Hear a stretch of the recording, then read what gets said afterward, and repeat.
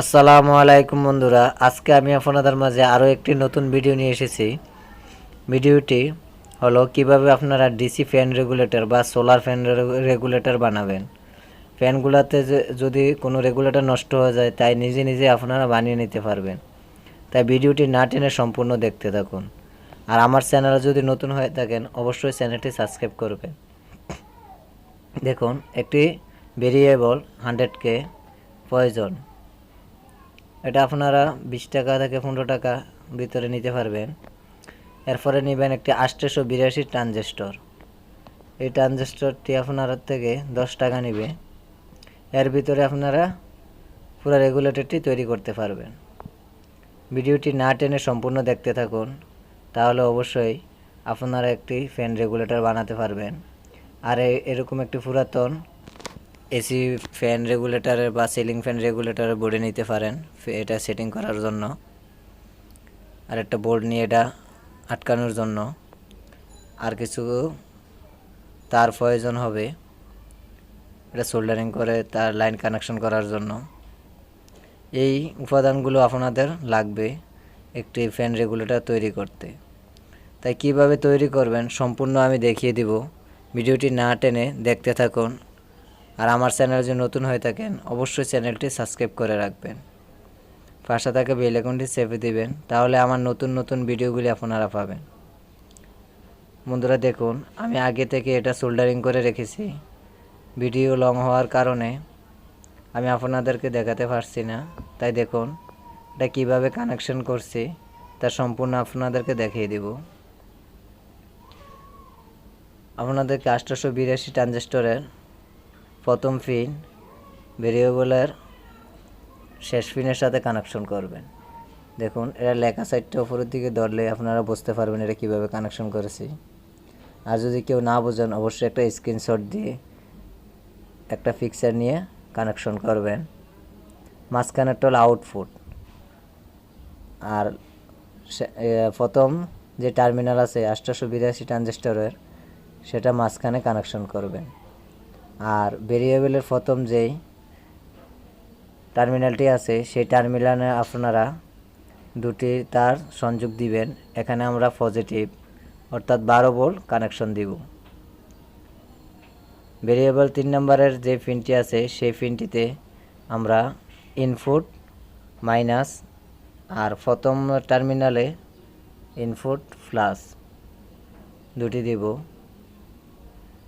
দেখুন, আমি আপনাদেরকে দেখাচ্ছি।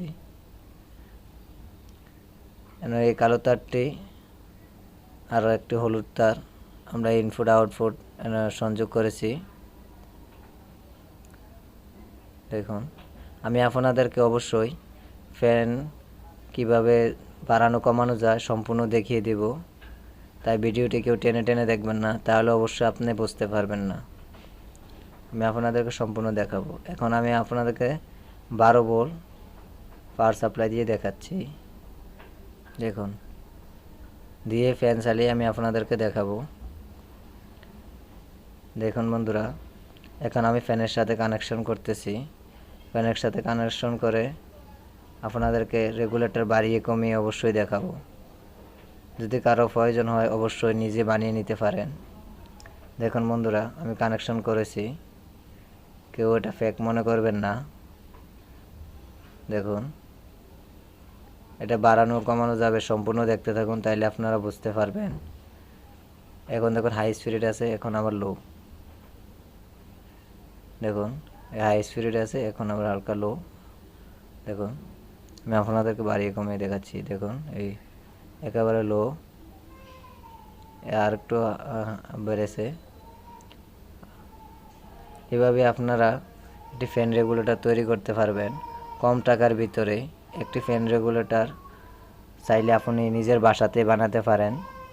প্রয়োজন হবে শুধু আপনার সোল্ডারিং আয়রন, লিড, রজন যদি থাকে আপনি নিজে বানিয়ে নিতে পারেন এভাবে একটি ফ্যান রেগুলেটর। আর কারো যদি কোনো কমেন্ট থাকে তাহলে অবশ্যই কমেন্ট বক্সে আমাকে কমেন্ট করে জানাবেন। আমি আশা করি আপনাদেরকে উত্তর দেব।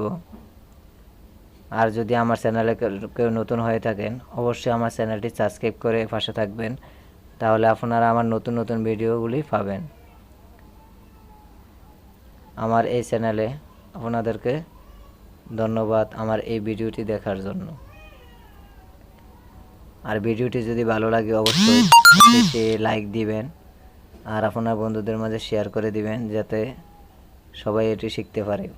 আপনারা এটি 12 ভোল্ট ডিসি ফ্যান রেগুলেটর, আপনারা 12 ভোল্ট ফ্যান অর্থাৎ সৌরবিদ্যুতের যেই ফ্যানগুলি আছে সোলার ফ্যান, সেইগুলিতেও আপনারা এটি ব্যবহার করতে পারবেন। 882 যে ট্রানজিস্টার আছে সেই ট্রানজিস্টারে আপনারা অবশ্যই একটি হিটসিং লাগাই দিবেন, কারণ এটি প্রচুর গরম হয়।